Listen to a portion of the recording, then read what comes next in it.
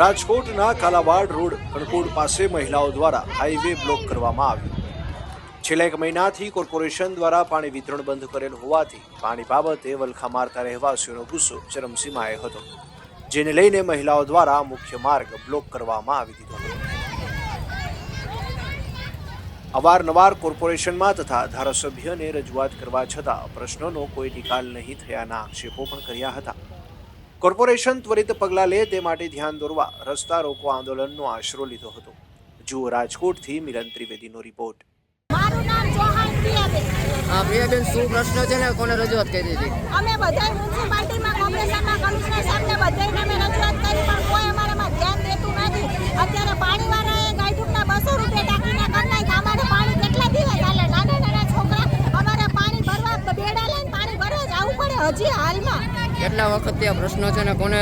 25 વર્ષથી અમે સતત 20 વર્ષથી તો જાય જ છીએ અમે।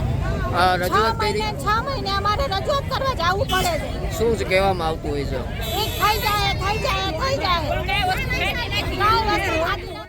જગદીશભાઈ હીરાભાઈ પરમાર। જગદીશભાઈ, આ લોકો ત્યાં ચક્કાજામ કરી રહ્યા છે, કેટલા વખત ત્યાં પ્રશ્નો છે ને કેટલી વખત રજૂઆત કરી? સાહેબ, આ પ્રશ્ન તો બહુ લાંબો સમયનો છે, 40 વર્ષ થઈ ગયા છે। કોઈ એક અરજી તો અઢળક દઈ દીધી છે, કોઈ જવાબ લેતા નથી, કોઈ રોડ રસ્તા કરતા નથી, પાણી નથી, સમય ત્યાં ગટરની નથી, કોઈ વસ્તુ કાંઈ અહીંયા છે નહીં। સામાન્ય કયા કયા પ્રશ્નો છે અને અનેક વખત રજૂઆત કર્યા બાદ શું કહેવામાં આવતું હોય છે? કોઈ જવાબ દેતા નથી કાર્ય પર, કે કોઈ સાહેબો બધાય કોઈ વસ્તુ કાંઈ અહીંયા કાંઈ કરવા માંગતા જ નથી। આપના મત વિસ્તારના ધારાસભ્ય અથવા તો કોર્પોરેટરોને તમે કીધું છે? દુનિયાની વાર જેવા 2-3 વારની ઓફિસે જેવા, કલેક્ટર આગળ જેવા, ઉપરથી જેવા, બધે જેવા, કોઈ જવાબ લેતા જ નથી। હા, થઈ જાય એમ કર્યા રાખે, કોઈ વસ્તુ કાંઈ થતું નથી।